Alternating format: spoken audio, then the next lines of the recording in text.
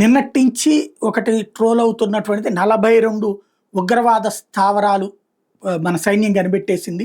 ఏ క్షణంలోనే పేల్చేయొచ్చని. అంత సీన్ ఏమి ఉండదు. 42 స్థావరాలను ఒకేసారి పేల్చాలంటే యుద్ధ విమానాలు, ఆర్మీ, తర్వాతనే ఎయిర్ ఫోర్స్, నేవీ అన్నిటిని దించాలి. అదేం చేయలేరు. అది చేయడం అంటే పాకిస్తాన్ మీద యుద్ధానికి వెళ్ళినట్టే. ఆ స్థాయిలో చేస్తే గనక యుద్ధానికి బిగిన్ చేయడమే. ఒక రోక్ కంట్రీతో మనం యుద్ధం చేసి సాధించేదేం లేదు. ఇప్పుడు రష్యా వాడు ఉక్రెయిన్ మీద యుద్ధం చేసి కొంత భూభాగాన్ని స్వాధీనం చేసుకున్నాడు.